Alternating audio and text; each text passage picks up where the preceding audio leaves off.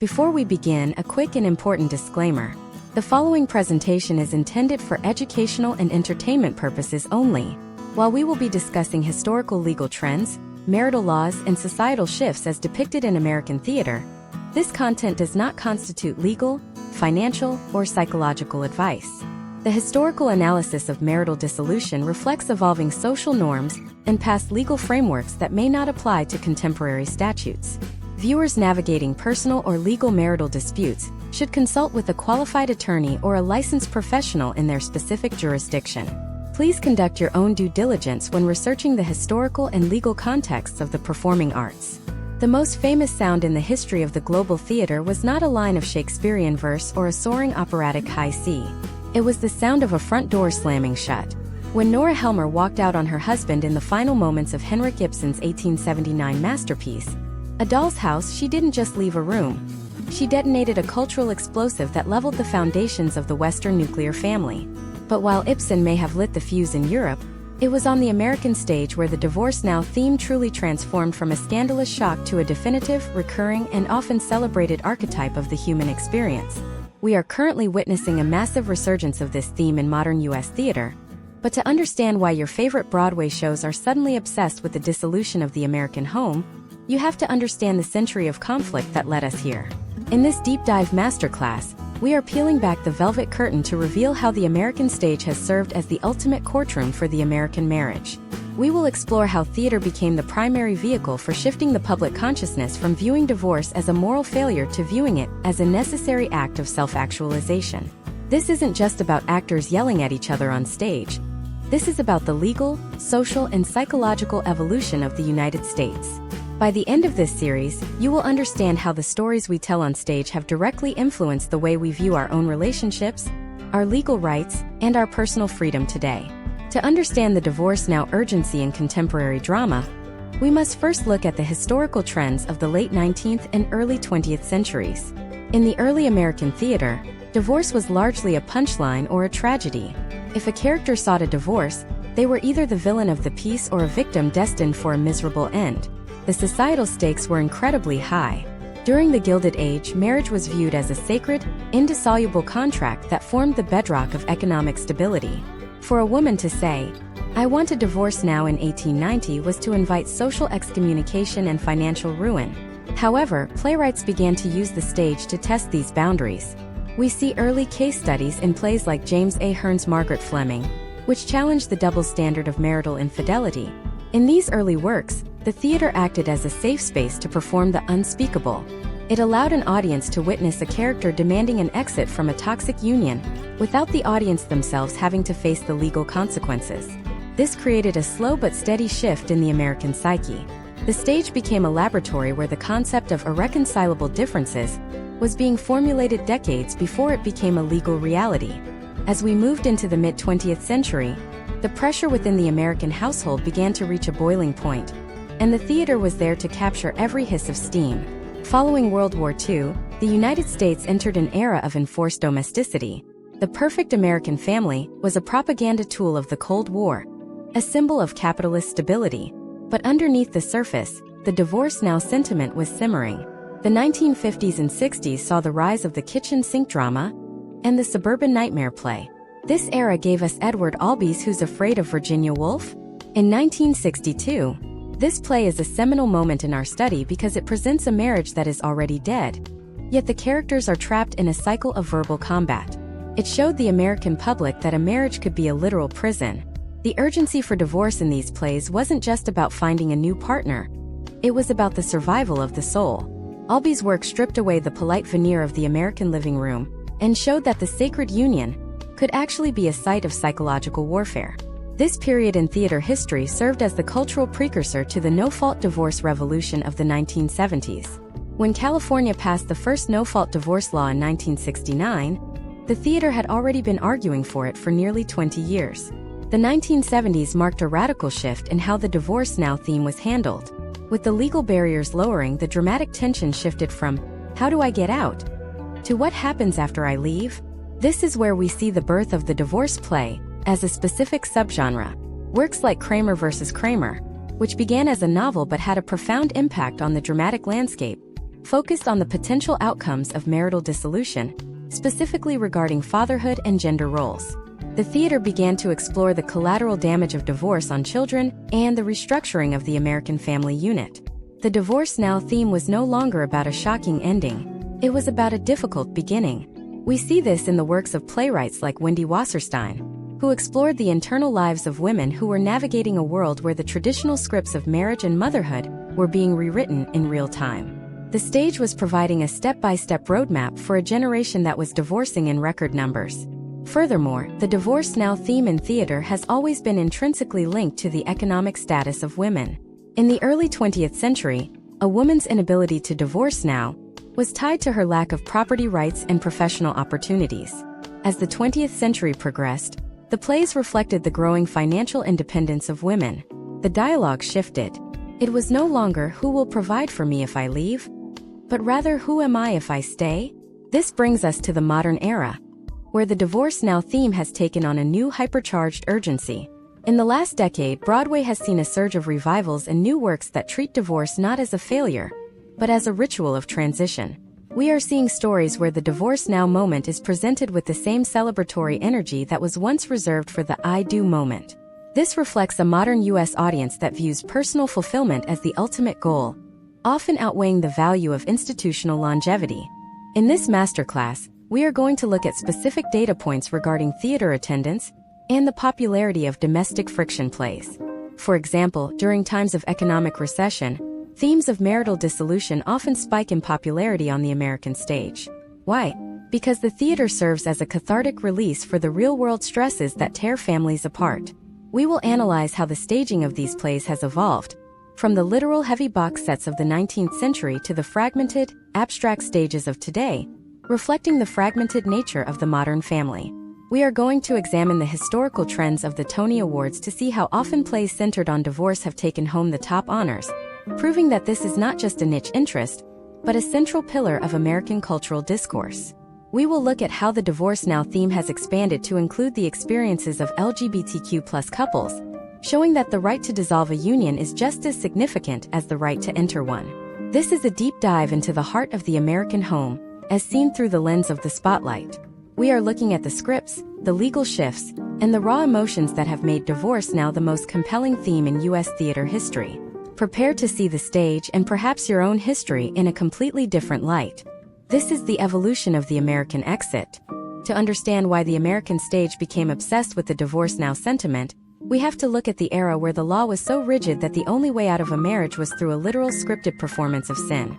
In the early 20th century, specifically the years leading up to the 1920s, the legal landscape of the United States, particularly in New York, which was the beating heart of the theater world, was governed by the domestic relations law. This law stipulated that the only grounds for divorce was adultery. Imagine if you are an upper-class woman in 1906 New York. You are trapped in a marriage that is emotionally dead, but your husband has not committed a public act of infidelity. To the state, your unhappiness is irrelevant. To get a divorce now, you and your spouse would have to hire a private investigator, a photographer, and often a professional correspondent, essentially an actor, to stage a scene in a hotel room where your husband would be found in a compromising position. This was a literal theatrical production performed for the benefit of the courts. This absurdity created a historical trend where the theater began to satirize the very concept of marriage as a performance. A primary case study for this is Langdon Mitchell's 1906 play, The New York Idea. This play was a shock to the system because it treated divorce not as a tragedy, but as a sophisticated social sport. The characters, Cynthia Carslake and her ex-husband John, move through a world where people change partners with the frequency of changing their wardrobes. Mitchell was holding up a mirror to the high society New Yorkers of 1906 and saying that their marriages were just as flimsy as the stage sets they were watching. This play introduced the U.S. public to the idea that the desire for a divorce now was not a sign of moral decay, but an admission of a modern, fast-paced reality. It suggested that if the law was a farce, the citizens had every right to treat their marital contracts with the same level of levity. The pacing of the American life was accelerating, and the stage was the only place fast enough to keep up. As we transitioned into the 1920s and 30s, the divorce now theme moved from the parlor satire into the realm of the socioeconomic survival guide. Imagine if you are living in 1936. The The Great Depression has strained the American family to its breaking point. While the working class was struggling to stay together for survival, the wealthy were flocking to Reno, Nevada. This was the birth of the divorce colony. Nevada had lowered its residency requirement to just 6 weeks to attract the divorce trade. This real-world phenomenon was immortalized in Claire Booth-Luce's 1936 play, The Women. This play is a masterclass in the divorce now theme because it features an all-female cast of 40 characters, many of whom are either planning a divorce, currently in Reno getting their papers, or navigating the aftermath. In The Women, the urgency of the divorce now sentiment is driven by a culture of gossip and surveillance. The characters don't just want out of their marriages. They are forced out by the social pressure of their peers. Luce used the stage to show a step-by-step breakdown of how a woman's identity was systematically dismantled and then reconstructed during the 6-week Reno stay. The play explores potential outcomes for women who choose the path of dissolution. It wasn't just about the end of a relationship. It was about the beginning of a new, albeit terrifying, independence. The historical trends of this era show that the theater was providing a roadmap for women who were realizing that they didn't have to stay in a marriage that was defined by infidelity and neglect. This play was a massive hit because it articulated a desire that was widespread but rarely spoken aloud in polite company: the desire for an immediate exit. As we move into the 1940s and the post-World War II era, the theme of divorce now faced a massive cultural counterreaction. The U.S. government and the media were pushing a narrative of domestic bliss to stabilize a post-war economy. This is where we see the rise of the remarriage plot in American theater and film. Plays like Philip Barry's The Philadelphia Story, which was a massive stage hit before the iconic film version, presented the idea of a divorce now only to subvert it. The plot follows a woman who has divorced her husband, is about to marry another man, but eventually realizes that her first husband was the right choice all along. This was the theater's way of acknowledging the divorce now impulse but ultimately reining it back in to satisfy the conservative sensibilities of the time. It suggested that the desire to leave was often just a temporary misunderstanding. However, the psychological pressure of this forced domesticity was creating a new kind of dramatic tension. Imagine if you are a veteran returning from the front lines in 1946. You are suffering from what we now recognize as PTSD, and you find yourself in a suburban home with a wife who has become independent in your absence. The stage began to reflect this boiling point. We see this in the works of Tennessee Williams and Arthur Miller. While Death of a Salesman is often viewed as a play about the American dream, at its core, it is about the collapse of the family unit under the weight of lies and societal expectations. The divorce now theme in the 1950s was often subterranean. It wasn't always a legal demand. It was an emotional withdrawal. Characters like Maggie and Kat on a hot tin roof or Blanche in a streetcar named Desire are characters who are desperately seeking an exit from their current reality, even if they don't have the legal means to achieve it. In our current 2026 landscape, where we have the luxury of no-fault divorce and digital filings, it is easy to forget that for the first half of the 20th century, the demand for a divorce now was a revolutionary act. It was an act of rebellion against the state, the church, and the community. The stage was the only place where the potential outcomes of this rebellion could be safely explored. We can analyze the data of the mid-century and see that as theater attendance grew, the societal acceptance of divorce also began to climb. The theater was essentially social conditioning the U.S. public to accept the inevitable. It was preparing them for the 1960s and 70s, when the floodgates would finally open. But even as the legal barriers began to fall, the dramatic stakes only got higher. The question shifted from "Can I leave?" to "Who will I become if I stay?" This led to a fascinating period in American theater, where the divorce now theme became synonymous with the quest for authentic identity. We see a step-by-step evolution in the writing, where the dialogue moves from the witty, rapid-fire banter of the 1930s to the raw, visceral, and often brutal language of the 1960s. The theater was no longer interested in the polite farce of the hotel room setup. It wanted to show the blood on the floor of the American living room. This brings us to a critical turning point in our deep dive. What happens when the divorce now demand moves from the penthouse and the suburbs into the gritty reality of the American working class? What happens when the exit door isn't a gateway to a new life, but a descent into a different kind of struggle? In the next part of this masterclass, we are going to look at the rise of the kitchen sink drama in the U.S., and how playwrights began to use the theme of marital collapse to critique the very structure of American capitalism. We will explore the explosive moment when the divorce now theme finally shed its coat of satirical armor, and became a weapon of social change, leading to the most controversial play of the 1960s that changed Broadway forever. You think you know the history of the American family? Wait until you see how the stage tried to tear it apart from the inside out. The year is 1962, and the American theater is about to witness a psychological demolition that would make previous parlor dramas look like children's bedtime stories. When Edward Albee premiered Who's Afraid of Virginia Woolf at the Billy Rose Theater, he didn't just present a play about a bad marriage. He presented a masterclass in the domestic siege. This play is our first major case study for Part 3 because it shifted the divorce now theme from a legal desire to a metaphysical necessity. To understand this, imagine if you are an audience member in the early 60s. You have been raised on the idea that marriage is a sanctuary, a place of quiet recovery from the stresses of the Cold War. Then you see George and Martha. They aren't just arguing. They are engaged in total war. The historical trends of this era show a public that was beginning to suffocate under the weight of the perfect family myth. Albee's play acted as a pressure valve. The dialogue isn't polite conversation. It is a series of lethal psychological maneuvers designed to strip the other person of their dignity. We call this the ritual of the dead marriage. Step 1 of this ritual is the invitation of the audience, represented on stage by the younger couple, Nick and Honey, to witness the carnage. This is a crucial theatrical device. By forcing a younger, seemingly perfect couple to watch George and Martha's marriage dissolve in real time, Albee was forcing the U.S. public to look at the potential outcomes of their own repressed frustrations. Step 2 in this deep dive is the analysis of the games played on stage. Humiliate the host and get the guests. These aren't just plot points. They are step-by-step instructions on how to destroy a social contract. In 1962, the idea of a divorce now was still a legal hurdle, but Albee showed that the emotional divorce had already happened.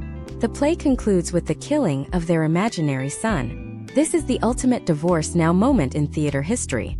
By destroying the fiction that held them together, George and Martha are finally brutally free. This play ran for 664 performances, a massive number for a 3-hour drama of such intensity, proving that the American public was hungry for this kind of raw, unfiltered domestic truth. Now let's fast forward to our current year 2026. Imagine a young theater student named Marcus who is sitting in a contemporary revival of this play.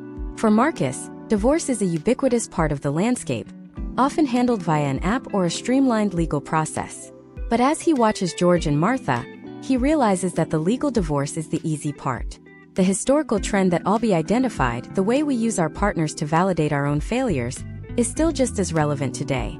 The divorce now theme in 2026 theater isn't about the paperwork. It is about the excision of a shared identity. While Albee was destroying the marriage from the inside with tragedy, Neil Simon was doing it with comedy. In 1965, The Odd Couple took the divorce now theme and made it palatable for the masses. This is our second case study. If Who's Afraid of Virginia Woolf was the funeral of the American marriage, The Odd Couple was the wake. The play begins after the divorce now moment has already occurred. Felix Unger has been kicked out, and Oscar Madison is already living the bachelor life. This play was revolutionary because it focused on the potential outcomes for the American male after the collapse of the home. In the 1960s, the divorced man was often seen as a tragic or suspicious figure.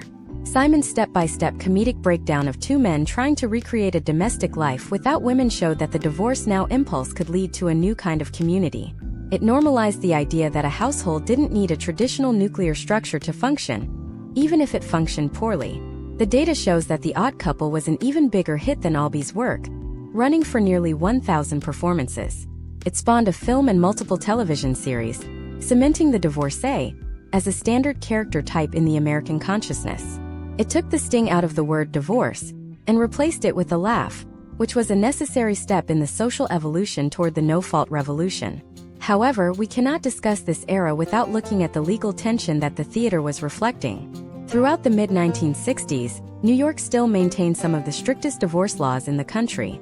To get a divorce now in 1966, you often had to prove cruelty, abandonment, or adultery. This led to a historical trend of collusive divorces, where couples would essentially write their own scripts for the courtroom. The theater of the time began to mock this. Playwrights used the stage to show how the law forced honest people to become liars. They presented case studies of characters who were forced to stage fake hotel room infidelities just to gain their freedom. Imagine if you are a woman in 1967 named Sarah. You are watching a play where a woman is trapped in a marriage because she cannot prove her husband is a bad man. He doesn't hit her, he just doesn't love her. This was the silent epidemic of the American suburb. The theater gave Sarah a language for her dissatisfaction. It showed her that the desire for a divorce now was a valid response to an empty life. This period saw the rise of the dramatic realization scene, where a character, usually the wife, would have a monologue that functioned as a step-by-step deconstruction of her own domestic prison. This wasn't just entertainment. It was a form of collective consciousness raising that paved the way for the legislative changes of the late 1960s and early 70s.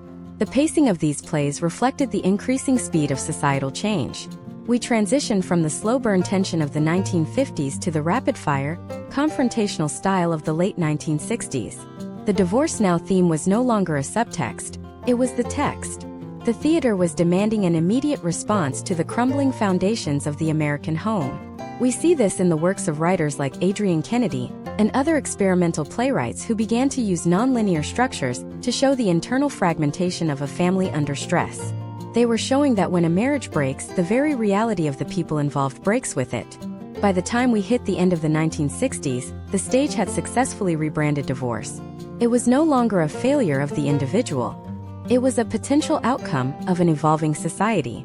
The stage had prepared the U.S. public for the moment the law would finally catch up. But as the 1970s approached, a new question emerged. If everyone can get a divorce now, what happens to the children? This leads us to a massive shift in the dramatic landscape. The focus moved from the bedroom to the courtroom and the nursery. We are about to enter the era of the high-stakes custody battle, where the theater would tackle the most painful aspect of the American exit. What happens when the divorce now demand hits the wall of parental responsibility? In the next part of this deep dive, we are going to analyze the play that defined the 1970s divorce experience, and how it forced a generation of fathers to redefine their role in the American family. We will look at the rise of the legal thriller on stage, and how the theater became the primary battleground for the future of the American child. You think the screaming matches of George and Martha were intense? Wait until you see what happens when the lawyers take center stage. The moment the gavel strikes in an American courtroom, the drama usually ends, but in the American theater of the 1970s, that strike was just the opening beat of a new, more complex movement. We are entering the era of the legalistic fallout, where the divorce now theme stopped being a scandalous climax and started being a procedural reality. Imagine if you are a father in 1974 named Robert. For the first time in United States history, the legal ground beneath your feet has shifted. With the rapid adoption of no-fault divorce laws across the country, starting with California in 1970, the drama was no longer about proving who was the villain. It was about the cold, hard logistics of the aftermath. Robert doesn't need to catch his wife in a hotel room anymore. He just needs to sign a paper. But that paper doesn't tell him how to be a father on the weekends, and that is exactly where the theater stepped in. Historical trends of the mid-1970s show a massive spike in what critics call the literature of the fractured family. The data is staggering. In 1970, the divorce rate in the U.S. stood at roughly 3.5 per 1,000 people. By the time we reached the end of the decade in 1979, that number had climbed to 5.3. This wasn't just a statistical shift, it was a cultural earthquake. The theater became the primary laboratory for exploring the potential outcomes of this new freedom. The case study that defines this transition is the thematic influence of Kramer versus Kramer. While many associate this story with the 1979 film, its DNA saturated the New York stage throughout the late 70s. It introduced a step-by-step breakdown of the custodial battle that had never been seen with such granular detail. On stage, this looked like a radical shift in set design and blocking. In the previous decades, the living room was a fortress. In the 1970s, the living room became a transit station. Playwrights began to use the stage to show the physical act of dividing a life. Imagine a scene where the characters are literally labeling furniture with masking tape. This wasn't just a metaphor for a broken heart. It was a manual for a broken home. The urgency of the divorce now theme was replaced by the grueling endurance of the divorce next. The theater was teaching the U.S. public how to navigate the mediation table, the visitation schedule, and the terrifying silence of an empty nursery. One of the most profound case studies of this era is Michael Christopher's 1977 Pulitzer Prize-winning play, The Shadow Box. While the play is centrally about terminal illness, it uses the divorce now theme as a secondary lens to examine the ultimate separation. In one of the three narratives, a character named Maggie refuses to accept the reality of her husband's impending death and their effective separation. This play showed that the impulse to leave and the impulse to stay are often two sides of the same coin of grief. The theater was moved away from the loud, whiskey-soaked arguments of the 60s and into a more quiet, existential exploration of what it means to be a person apart from a partner. As we moved into the 1980s, the Divorce Now theme took an intellectual turn. This was the era of the sophisticated exit. Imagine if you are an audience member in 1982, watching the American premiere of Tom Stoppard's The Real Thing. Even though Stoppard is British, this play became a cornerstone of the American theatrical diet because it addressed the Divorce Now sentiment with a level of wit and detachment that mirrored the rising yuppie culture of the time. The play is a series of mirrors, exploring the idea that we are all just playing roles in our marriages until the script runs out. Step 1 of the 80s divorce play was the realization that the love was never real. Step 2 was the search for the real thing, which often led right back to another failed union. The historical trends of the 1980s also introduced the perspective of the children who had grown up in the shadow of the 70s divorce boom. Wendy Wasserstein's The Heidi Chronicles, which premiered in 1988, is a crucial case study here. While it tracks the feminist movement, it also documents the profound loneliness of a generation that was told they could have everything: the career, the independence, the divorce now, but found that the potential outcomes included a sense of displacement. The theater was no longer just about the couple. It was about the legacy of the exit. It asked the U.S. public, if we have successfully dismantled the traditional family, what have we built in its place? In our current 2026 context, we look back at the 80s as the moment when divorce became professionalized. The theater reflected this by moving the action into high-rise apartments and sleek offices. The language became more clinical, more focused on the division of assets and the preservation of personal brand. The stage was reflecting a society that was beginning to view marriage as a fixed-term contract rather than a lifelong covenant. We can see the data from this period showing that for the first time, theatergoers were more likely to have experienced a divorce than not. This changed the relationship between the actor and the audience. The stage wasn't a window into a foreign scandal. It was a mirror of a common experience. Step by step, the playwrights of the 80s like David Mamet and Sam Shepard were deconstructing the American male's reaction to this new world. In Shepard's work, particularly True West or Buried Child, the family isn't just broken. It is haunted. The Divorce Now theme was treated like a chemical spill, something that had seeped into the soil and poisoned the very idea of home.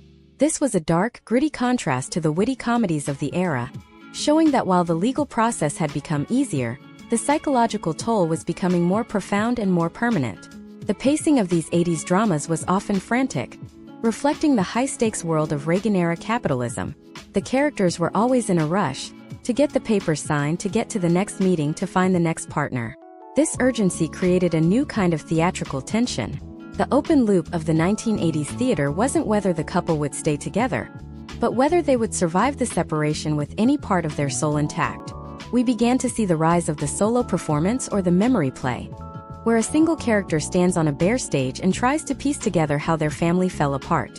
This was the ultimate realization of the Divorce Now theme, the individual finally and completely alone.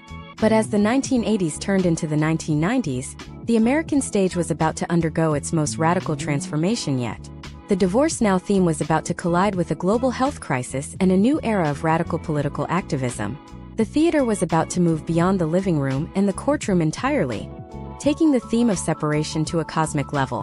What happens when the divorce now isn't between a husband and wife, but between a citizen and a failing government? What happens when the ultimate separation isn't a legal filing, but a death sentence? In the next part of this masterclass, we are going to dive into the epic landscape of the 1990s, focusing on the play that redefined the American theater for the next century, Angels in America. We will analyze how the theme of abandonment moved from the domestic to the divine, and how the divorce now from old world values led to the birth of a new, terrifying, and beautiful American identity. You think you've seen the high stakes of a custody battle? Wait until you see a battle for the soul of the nation itself. By the early 1990s, the American theater was no longer content with the four walls of the suburban living room. The Divorce Now theme was about to undergo a massive systemic expansion. If the 1970s and 80s were about the legal and psychological mechanics of two people separating, the 1990s became about the separation of the individual from the state, the church, and even the physical body. We are entering the era of the great uncoupling, where the urgency to leave was no longer just about personal happiness. It was about survival in a world that felt like it was ending. Imagine if you are sitting in the Walter Kerr Theater in 1993. You are watching Tony Kushner's Angels in America, a 7-hour epic that would redefine the American dramatic landscape. This is our primary case study for the 90s, and it provides a step-by-step breakdown of how the divorce now theme reached its cosmic peak. In this play, we see the traditional marital exit played out through the characters of Joe and Harper Pitt. Joe is a closeted Mormon clerk. Harper is his Valium-addicted wife. Their marriage is the ultimate performance of 1980s conservative values, but as the 90s begin, that performance becomes unsustainable. When Joe finally tells Harper he is leaving, it isn't just a husband leaving a wife. It is a man divorcing himself from a theological and political identity that has become a cage. This is the divorce now sentiment as a radical act of honesty. The historical trends of the early 90s show that theater was increasingly used to represent marginalized voices who were finally demanding an exit from the heteronormative script. The potential outcomes for Joe and Harper are devastating: loneliness, displacement, and the loss of faith. Yet the play argues that the divorce is the only way toward an authentic life. This shift is crucial. In the 1950s, leaving was a sin. In the 1990s, staying in a lie was the real sin. But Kushner takes it further. He mirrors this domestic divorce with a more brutal abandonment: the divorce of the American government from its sickest citizens. During the peak of the HIV/AIDS crisis, the theater became the only place where the public could witness the visceral reality of a country that had effectively filed for a divorce from its own people.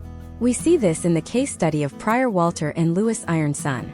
When Louis leaves Prior after his diagnosis, it is a divorce now moment that is framed as an act of cowardice. Yet it is also a terrifyingly human response to mortality. The stage was forcing the US public to ask, what do we owe each other when the contract of health and safety is broken? The data from this period reflects a shift in the Broadway audience. In the mid-90s, there was a measurable increase in younger, more politically active theatergoers. They weren't looking for the tidy resolutions of the 1940s. They were looking for the raw, fragmented energy of the 90s. This brings us to our second major case study: Rent. Jonathan Larson's 1996 rock musical took the divorce now theme and applied it to the very idea of society. The characters in Rent are not just divorced from their parents or their pasts. They are engaged in a collective divorce from the traditional American economy. The anthem "No Day But Today" is the ultimate divorce now from the past and the future. It is an insistence on living in the immediate present because the structures of the past have failed. Imagine if you are a young person in 1996, living through the transition from an analog world to a digital one, witnessing the rise of a new kind of urban poverty. Rent gave you a step-by-step guide on how to build a chosen family after divorcing your biological one. The potential outcomes of this choice were precarious, homelessness, illness, and loss. But the theater framed this separation as a heroic embrace of bohemian freedom. In our current year of 2026, we have a character named Chloe, a young woman who grew up with the legacy of these 90s plays. To Chloe, the idea of a divorce now isn't shocking. It is a foundational part of her self-care vocabulary. She looks back at the 90s theater and sees the origin of the boundary-setting culture that defines her world today. The historical trends show that the 90s were the pivot point where the exit became a form of empowerment. The theater was no longer asking, "Why are you leaving?" It was asking, "Why did you stay so long?" This era also saw the rise of the solo confessional play, which took the internal monologue of the divorcee and turned it into a full-length performance. Artists like Anna Devere Smith and Eric Bogosian were deconstructing the American identity, showing that the nation itself was a collection of people who were constantly divorcing and remarrying different ideas of what it meant to be American. The pacing of these plays was frantic, mimicking the 24-hour news cycle that was beginning to dominate the US consciousness. There was no more time for the three-act buildup of the 1950s. The conflict was immediate, the demand was now, and the resolution was often a question mark rather than a period. The step-by-step evolution of the dialogue in this decade is also worth noting. Playwrights began to use overlapping dialogue and staccato rhythms to show that communication between partners had fundamentally broken down. It wasn't just that they wanted a divorce, it was that they were already speaking different languages. The theater was reflecting a society where the common ground was disappearing. The potential outcomes of this were a more polarized public, but also a more specialized and diverse range of stories being told on stage. As we reached the end of the 1990s, the Divorce Now theme had successfully dismantled the idea of the monolithic American family. The stage was now populated by single mothers, chosen families, divorced fathers, and individuals who were comfortably alone. The theater had taught the U.S. public that the end of a marriage was not the end of a life. It was just a scene change. But as the 21st century dawned, a new and unexpected force was about to enter the American home, one that would change the nature of connection and separation forever. The Divorce Now demand was about to become more frequent, more public, and more digital. What happens when the front door slam of the 19th century is replaced by the unfriend or block of the 21st? How does the theater handle a divorce that happens over text message or through a screen? In the next part of this deep dive masterclass, we are going to look at the digital divorce on stage. We will analyze the plays of the early 2000s that explored the impact of the internet on human intimacy. We will look at how the speed of connection led to an even greater speed of disconnection. You think the physical separation of the 70s was hard? Wait until you see the psychological isolation of the 2000s, where you can be divorced from someone while they are still sitting right next to you on the sofa. The stage is about to get very quiet, very dark, and very, very technical. Are you ready to see how the American exit went viral? The sound of the slamming door that once defined Nora Helmer's exit in the 19th century was replaced in the early 2000s by something far more chilling.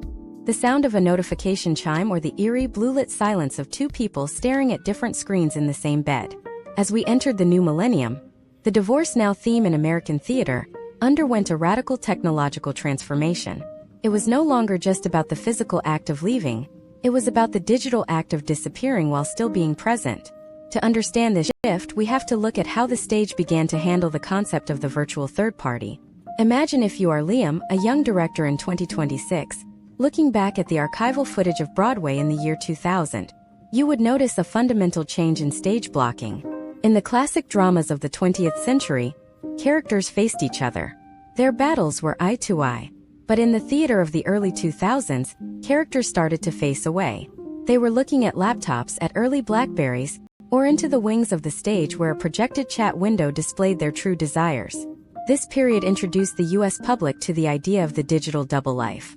The Divorce Now demand was often preceded by months of digital infidelity that the audience could see, but the spouse on stage could not. A definitive case study for this era is the 1999 Broadway premiere and the subsequent cultural impact of Patrick Marber's Closer. While it originated in London, its arrival in New York signaled a massive shift in how American audiences viewed the mechanics of separation. Closer introduced the chat room as a site of marital destruction. In one of the most famous scenes, a male character poses as a woman online to lure another man into a sexual fantasy. This wasn't just a plot point. It was a step-by-step demonstration of how technology had made the Divorce Now impulse more impulsive. The historical trends of this period show that the internet allowed people to try on new identities, making their current marriages feel like ill-fitting costumes. The potential outcomes were no longer just a legal split, but a total fragmentation of the self. As the decade progressed, the theater began to explore the post-truth marriage.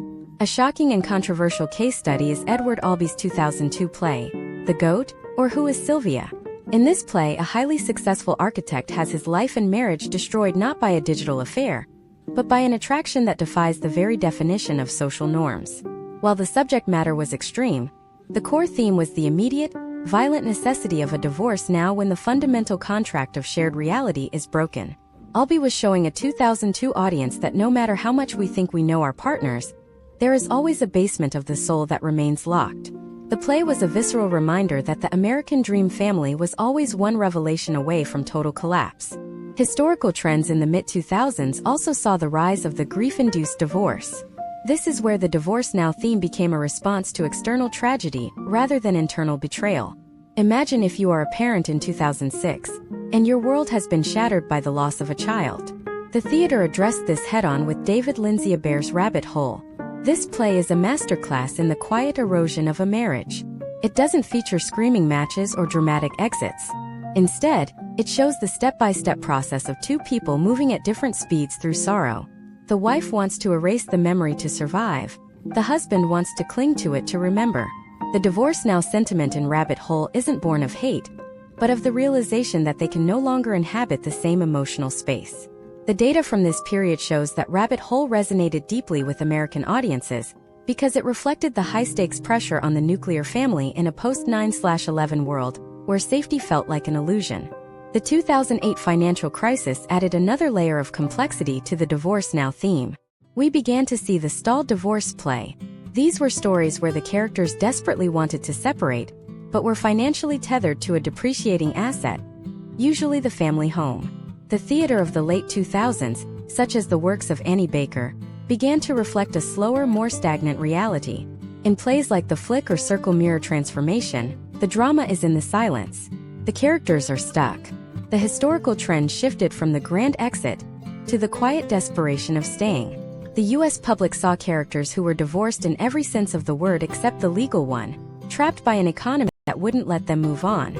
In our current 2026 landscape, Liam and his generation of theater makers see these plays as the beginning of the authenticity crisis.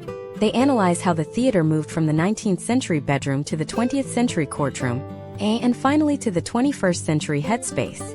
The pacing of the early 2000s plays was a reflection of a society that was getting faster at connecting but worse at communicating. The potential outcomes of these stories were often ambiguous. Unlike the plays of the 1940s, which ended in a clear resolution, the plays of the 2000s often ended with the characters standing in a doorway, neither in nor out. Step by step, the American stage was dismantling the idea that a divorce had to be a loud event. Could be a slow fade. It could be a series of unanswered texts. It could be a shared bank account that was being slowly emptied by one party. The theater was teaching the U.S. public to look for the micro signs of dissolution. This was a sophisticated evolution of the theme. The stage was no longer just a place for the unspeakable. It was a place for the unbearable. But as we moved into the 2010s, the Divorce Now theme was about to take another turn, one that focused on the performative nature of the divorce itself. With the rise of social media, the end of a marriage became a public-facing narrative. The theater began to ask, if you divorce and don't post about it, did it even happen? How do you stage a custody battle when the evidence is a curated Instagram feed? In the next part of this deep dive masterclass, we are going to look at the social media divorce on the American stage. We will analyze how playwrights began to critique the performative, conscious uncoupling movement. We will look at the rise of the meta-theatrical divorce, where the characters are aware that they are being watched, not just by the audience in the theater, but by their followers in the world of the play. We will examine the step-by-step breakdown of how the digital persona becomes a weapon in the courtroom. You think the psychological games of the 60s were intense? Wait until you see what happens when the Divorce Now demand is turned into a viral thread. The stage is about to get very loud, very crowded, and very, very public.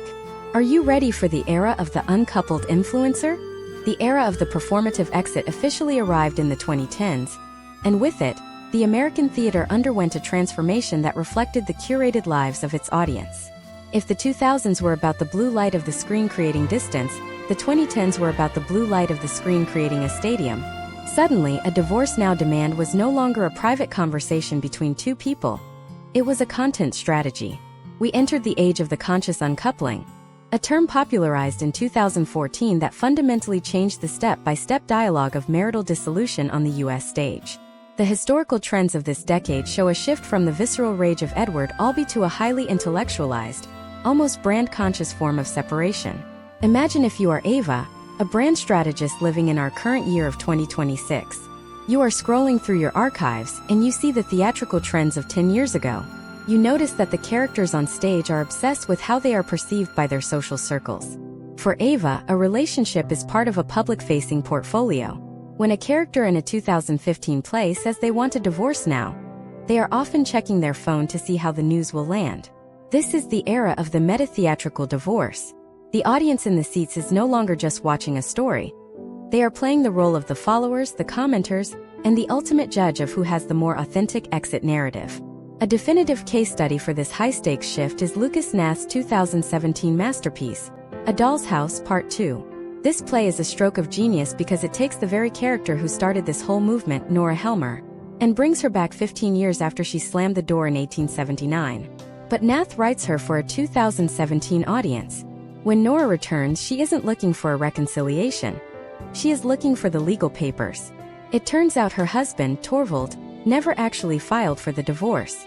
In the eyes of the law, she is still a married woman, which means every contract she has signed, every piece of property she has owned, and every book she has written as a free woman is technically illegal. This play provides a step-by-step breakdown of how the divorce now theme evolved from a psychological desire to a legal and professional necessity. Nora's return is a historical trend in reverse. She represents the modern, independent woman who is suddenly tethered back to a 19th-century legal framework. The potential outcomes for Nora are catastrophic: prison, financial ruin, and social disgrace. The play forces the U.S. public to confront the fact that even in 2017, the shadows of old marital laws still linger. The dialogue is fast-paced, modern, and confrontational, stripping away the Victorian lace to reveal the raw power dynamics that still define the American home. Step 1 of this new theatricality was the reclamation of voice. In A Doll's House Part 2, Nora's daughter, Emmy, represents the new generation. Emmy doesn't want the radical freedom her mother fought for. She wants the stability of a traditional marriage. This creates a fascinating tension. The theater was showing that the Divorce Now movement had moved so far that the next generation was actually rebelling by wanting to stay. This reflected data from the mid-2010s showing that while divorce rates were stabilizing among younger Americans, it was often because they were waiting longer to marry or opting out of the legal institution entirely. The stage was acting as a forum for this debate. Is the ultimate freedom the right to leave, or the right to never enter the contract at all? As we moved toward the end of the 2010s, we saw the rise of the gray divorce case studies on stage. Historical trends indicated that while overall divorce rates in the U.S. were fluctuating, the rate for those over the age of 50, the baby boomers, was doubling. The theater responded with plays that explored the potential outcomes of ending a 40-year marriage. We see this in works like The Humans by Stephen Karam, which premiered in 2015. While not a divorce play in the traditional sense, it captures the terrifying erosion of the middle-class American family. The parents are clinging to each other in a decaying New York apartment, but the air is thick with the unspoken desire for an exit from the pressures of aging, debt, and failed expectations. The pacing of these 2010s plays was often characterized by a sense of impending dread. The theater was reflecting a society where the safety nets were disappearing. The Divorce Now sentiment was often driven by a need to shed weight before the ship sank. We saw a step-by-step deconstruction of the economic unit of marriage. If the 1980s were about the professional couple, the 2010s were about the survivalist couple. The stage showed us characters who were divorcing to protect assets, to qualify for health care, or to distance themselves from a partner's toxic digital reputation. Furthermore, the 2010s introduced the concept of the digital footprint as a character in the divorce. Imagine a scene where the primary evidence in a custody battle isn't a witness testimony, but a series of deleted tweets or a private Venmo history. The theater began to use projections and soundscapes to integrate these digital ghosts into the domestic space. This added a layer of complexity to the Divorce Now theme. You weren't just divorcing a person, you were trying to divorce a data set. The difficulty of truly disappearing in the digital age became a recurring motif, showing the U.S. public that the slam of the door was now echoed by 1,000 digital pings that never truly go silent. In our 2026 perspective, we see the 2010s as the moment when the American theater became hyper-aware of its own artifice. Playwrights were no longer trying to pretend the stage was a real living room. They were acknowledging that we are always performing. The Divorce Now demand was the moment the performance failed, or perhaps the moment a new, more honest performance began. This era set the stage for a world where the personal was not just political, it was broadcast. The data from this period also shows a significant increase in plays written by women and people of color that tackled the Divorce Now theme through the lens of intersectionality. They explored how the potential outcomes of a divorce were vastly different depending on your race, class, and access to resources. The theater was finally moving away from the white suburban narrative of the 1950s and showing that the American exit was a different journey for everyone. A divorce now for a woman of color in a gentrifying neighborhood involved a different set of step-by-step survival tactics than those of the characters in a 1930s parlor drama. But as the decade came to a close, an event was on the horizon that would force the entire world into a single claustrophobic room. The Divorce Now theme was about to hit a brick wall. What happens when you desperately want to leave, but the law, the government, and a global health crisis tell you that you must stay? What happens when the exit door is literally locked from the outside? In the next part of this deep dive masterclass, we are going to analyze the most intense and experimental era of the American theater, the pandemic era. We will look at how the forced proximity of 2020 and 2021 created a new kind of Zoom theater, where the divorce now demand was whispered into a microphone in a parked car or typed into a chat box while the spouse was in the next room. We will explore the explosive surge of separations that followed the lockdowns, and how the theater captured the raw, unedited madness of a society that was trapped with its own choices. Are you ready to see what happens when the divorce now becomes a matter of life and death in a lockdown world? In March 2020, the lights went out on Broadway, and for the first time in over a century, the American theater was forced to confront the divorce now theme without the physical possibility of an exit. In previous eras, the drama of a marriage ending relied on the stagecraft of distance, one character walking out of a door, another staying behind in the wreckage. But when the global pandemic hit, the door was not just a metaphor, it was a barricade. This created a new claustrophobic historical trend in U.S. theater, where the urgency of separation was amplified by the impossibility of movement. Imagine if you are Leo, a playwright in 2026, looking back at the digital archives of that period.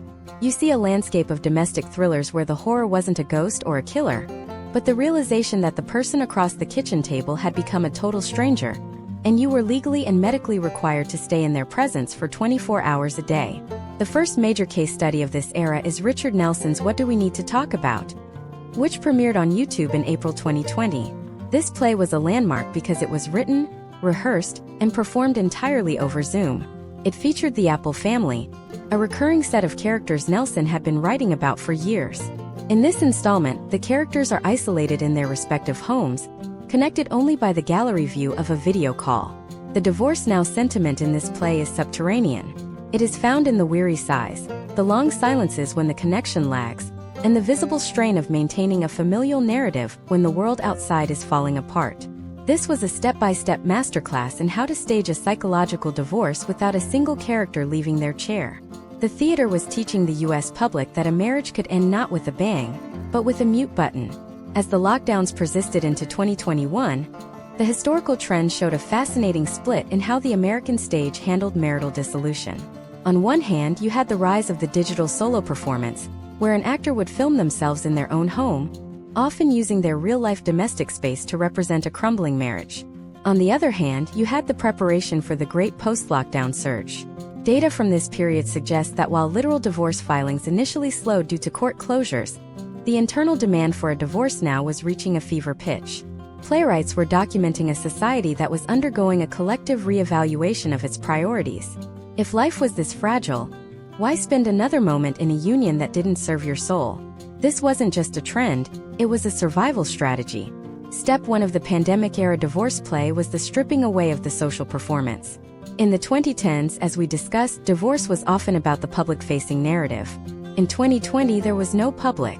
There were no dinner parties, no theater outings, no office gossip. There was only the raw, unedited reality of the partner. The theater reflected this by becoming hyper-focused on the mundane. A play might spend 10 minutes on the way a husband chews his food or the way a wife breathes while reading. These micro-irritations became the catalyst for the divorce now demand. The potential outcomes of these stories were often ambiguous. Since the characters couldn't physically leave, the plays focused on the internal exit, the moment a person decides that they are done, even if they are still sitting in the same room. By 2022, when the theaters finally fully reopened, the stage was flooded with what critics called the pressure cooker plays. These were works that had been written during the isolation and were finally being unleashed on a live audience. A significant case study from this return is the revival and the new works that focused on the renegotiation of the domestic contract. We saw characters who had survived the pandemic together, only to realize that the survival was the only thing they had in common. The theater was providing a step-by-step guide for the U.S. public on how to navigate the guilt of leaving someone who had seen you through a crisis. It asked a difficult question. Does shared trauma equal a shared future? In our current year of 2026, Leo and his contemporaries see this period as the birth of the radical honesty movement in American drama. The pacing of these plays became more erratic, reflecting the fractured mental state of a post-pandemic society. The dialogue shifted from the intellectualized banter of the previous decade to a more primal, visceral form of communication. The theater was no longer interested in being polite. It was interested in the gut punch.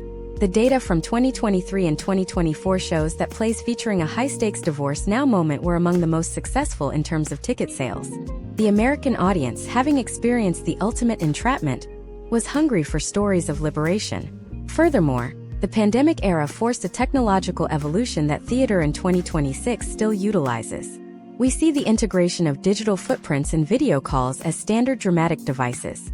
A character might receive a divorce now demand via a projected text message while they are in the middle of a monologue. This creates a multi-layered reality that mirrors our own. We are never just in one place. We are always connected to the digital world where our relationships are being negotiated and dissolved in real time. The stage has become a composite of the physical and the virtual, showing that the modern divorce is a multi-platform event. Another key historical trend from the early 2020s was the focus on the financial entrapment of the American middle class. During the pandemic, many couples found themselves unable to divorce now because of the economic instability caused by the crisis. The theater addressed this through the lens of the house as a prison. In plays like Sanas Tussi's English or other contemporary works that touched on the immigrant experience or the working class struggle, the domestic space was often a site of both refuge and incarceration. The potential outcomes for these characters were limited by their bank accounts, creating a tragic tension between the desire for freedom and the reality of poverty. As we look at the evolution of this theme, we see that the pandemic didn't just change how we get a divorce, it changed how we think about time. The divorce now demand became more urgent, because the pandemic taught us that time is not something we can take for granted. This led to a series of plays where the characters make radical, impulsive decisions. The slow burn drama of the 1950s was replaced by the high-velocity breakups of the 2020s. People were no longer willing to wait for the kids to grow up or for the house to sell. They wanted out immediately. The stage in 2026 is still vibrating with the energy of this shift. We are seeing the long-term potential outcomes of the pandemic divorces, the children of 2020 who are now young adults, navigating a world where the domestic unit is more fluid and less predictable than ever before. The theater is documenting the rise of the co-parenting cooperative and the chosen family as the new American standard. The divorce now theme has moved past the act of leaving and into the act of rebuilding something entirely new from the ground up. But even as we settle into this new normal, a darker question is starting to haunt the American stage. We have mastered the art of the exit. We have legalized the divorce now, we have digitized it, and we have celebrated it as an act of self-actualization. But in our rush to be free, have we lost the ability to stay? What happens when the divorce now becomes the default setting for every conflict? In the next part of this deep dive masterclass, we are going to explore the modern backlash. We will look at the rise of the new traditionalism in American theater and how playwrights are beginning to question the cost of the permanent exit. We will analyze the plays that are trying to find a way back to the idea of commitment in a world that is obsessed with the divorce now. Is it possible to fix a slamming door? Or have we destroyed the house entirely? Prepare for a provocative look at the future of the American heart, where the most radical act on stage might not be leaving but staying. The radical act of staying has become the new avant-garde in American theater as we navigate the landscape of 2026. After decades of the stage serving as a platform for the glorious exit and the necessary abandonment, a new historical trend is emerging that prioritizes the grueling, unglamorous work of reconstruction. To understand this shift, we must look at the psychological state of the U.S. public following the isolation of the early 2020s. We have reached a point of exit fatigue. When every digital platform makes it easier to swipe away a human being than to resolve a conflict, the theater has pivoted to show that the ultimate rebellion is not walking out the door, but refusing to let the door close. Imagine if you are Jordan, a 30-year-old New Yorker in 2026. You grew up in a culture that celebrated the divorce now sentiment as the ultimate form of self-care. Your social media feeds are filled with curated uncoupling announcements that look more like a lifestyle brand than a family tragedy. But as you sit in a dark theater off-Broadway, you are watching a play that feels like a direct assault on that narrative. You are seeing a case study in what we call the new endurance.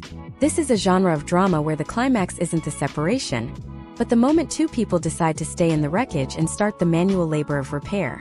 A primary case study for this movement is the 2025 breakout hit, The Mortar and the Brick. This play provides a step-by-step breakdown of a marriage that has every reason to end. There is infidelity, financial stress, and deep-seated resentment. In any other decade of U.S. theater history, the script would lead toward a cathartic divorce now monologue, but the playwright chooses a different path. The stage is set with a literal wall that the characters have spent 20 years building, and instead of tearing it down, they spend the entire second act repointing the brickwork. It is a slow, methodical, and incredibly tense exploration of commitment. The historical trends of this era show that audiences are responding to this because they are tired of the disposability of modern life. They want to see what happens when the exit is rejected. This shift has created a new kind of dramatic pacing. If the 1960s were about the high-velocity explosion of the home, the 2020s are about the slow-motion recovery. We are seeing the rise of therapy theater, where the entire action of the play takes place within the confines of a marriage counseling session. A significant case study is the 2024 play Intake, which ran for 18 months in Chicago before moving to Broadway. This play uses the structure of a real-world clinical intake session to show the potential outcomes of choosing to stay. The dialogue is not designed for theatrical flourishes. It is designed for de-escalation. The U.S. public is watching characters learn how to speak to each other again in real time. It is a step-by-step demonstration of active listening, the acknowledgement of harm, and the terrifying vulnerability of asking for a second chance. Data from the American Theater Wing suggests that plays focusing on reconciliation and the long-term maintenance of relationships have seen a 40% increase in attendance among Gen Z and Alpha audiences in the last 2 years. This is a staggering shift in historical trends.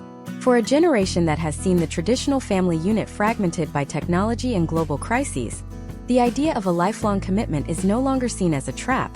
It is seen as a radical, almost impossible achievement. The stage is the only place where they can witness the potential outcomes of this choice without the filter of a screen. Let's dive into the step-by-step mechanics of how this new traditionalism is being staged in 2026. In the past, the lighting for a divorce now scene was often harsh, cold, and exposing. It was meant to highlight the truth at the cost of the relationship. Today, the lighting designers are using warm, amber tones that slowly fill the stage as the characters reach a point of compromise. The set design has also evolved.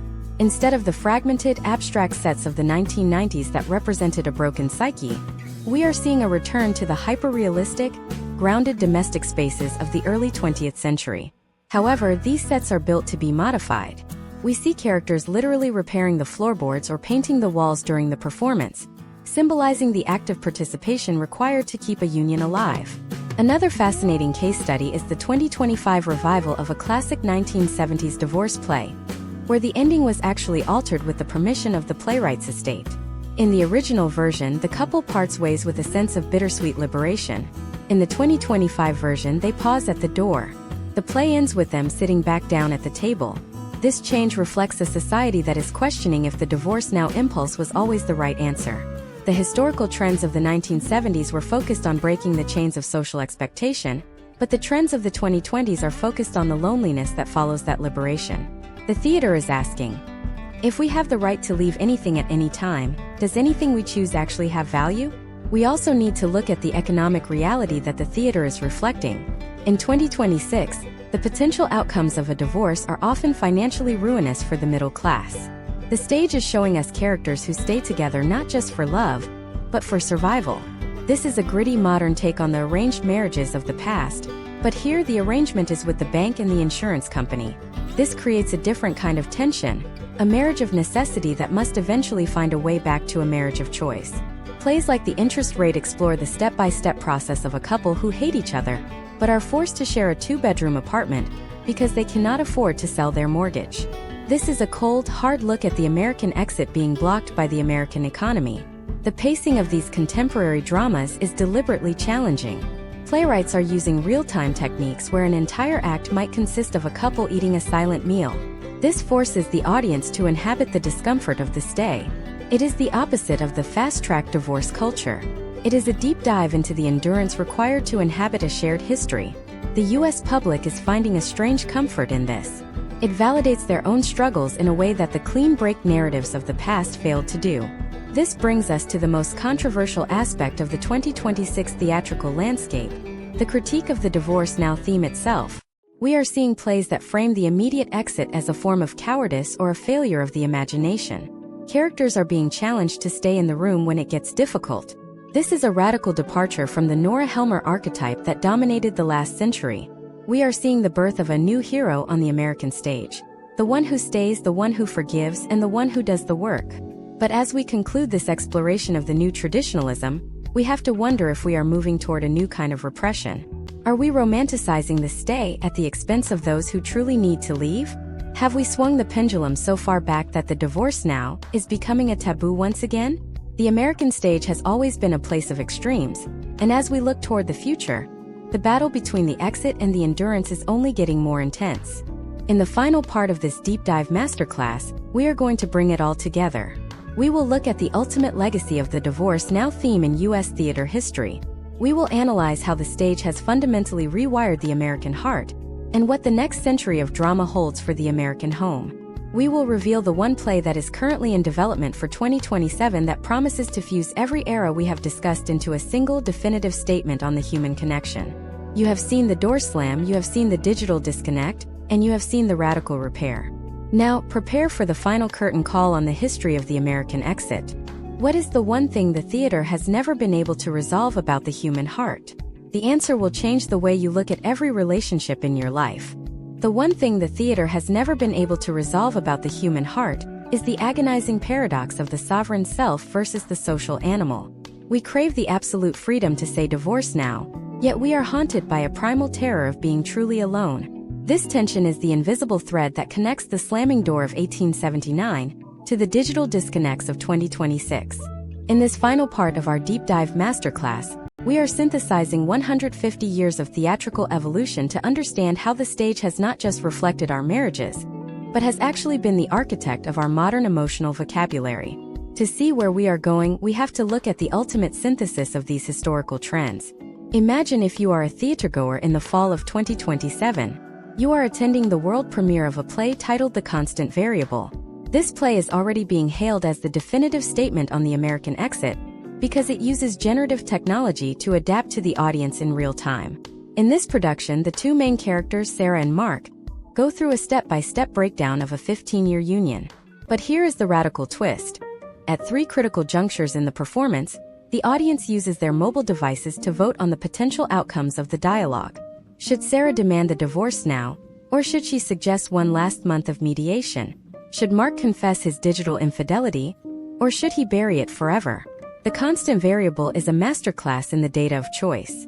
The play's internal engine tracks the audience's collective preference and adjusts the script accordingly. What we are seeing in this 2027 case study is the theater finally acknowledging that there is no longer a single objective narrative for the American family. We have moved from the era of the playwright as a moral authority to the era of the audience as a co-conspirator in the dissolution. The historical trends suggest that our society no longer wants to be told what is right.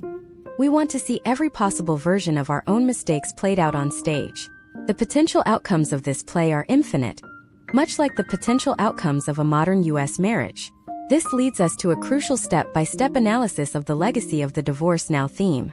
Step 1 is the realization that the theater has successfully destigmatized the exit. By moving the divorce from a tragic ending to a mid-play transition, playwrights like Tony Kushner and Wendy Wasserstein taught the U.S. public that life is a series of acts, not a single continuous scene. Step 2 is the professionalization of the heartbreak. Through the legalistic plays of the 1970s and 80s, the stage gave us a roadmap for the logistics of separation, making the terrifying bureaucracy of the courtroom feel like a familiar dramatic trope. Step 3 is the current 2026 movement of radical honesty, where the stage is forcing us to confront the fact that even with total freedom, we are still searching for the very thing we just divorced: a sense of belonging. The data from the last decade of Broadway shows a fascinating shift in the socioeconomic function of the theater. Historically, a play about a divorce was a warning. Today, it is a ritual of validation. When a character in a 2026 production finally says the words "I want a divorce now," the audience doesn't gasp in horror. They exhale in recognition. The theater has become a sanctuary for the unperfect. It provides a case study in how to fail gracefully. This is perhaps the greatest gift the stage has given the American heart: the permission to be unfinished. Let's look at another high-stakes case study that illustrates this point. In the 2024 experimental work, The Algorithm of Us, the play focuses on a couple that uses an AI mediator to handle their divorce now demand. The play is performed with a giant screen displaying the live data of their assets, their children's emotional health scores, and their individual happiness projections. It is a cold, clinical look at the modern exit. But as the play progresses, the technology fails. The AI cannot account for the irrational, messy, and beautiful grief that the characters are feeling. The stage proves that while you can digitize the legal process, you cannot digitize the soul. This play was a viral hit in the US because it articulated a deep-seated fear that in our quest for a streamlined life, we are losing our humanity. Now, consider the perspective of a character named Marcus, a young actor in 2026 who has played the role of the child of divorce in 3 different productions. For Marcus, the divorce now theme isn't a theory. It is his professional reality. He notes that in 20th century plays, the children were often silent victims, standing in the shadows of their parents' drama. In 2026, the children are the protagonists. They are the ones demanding a divorce now from their parents' dysfunction. This is a massive shift in historical trends. The theater is giving a voice to the generation that grew up in the fallout of the 1970s revolution, and that voice is demanding a new kind of accountability.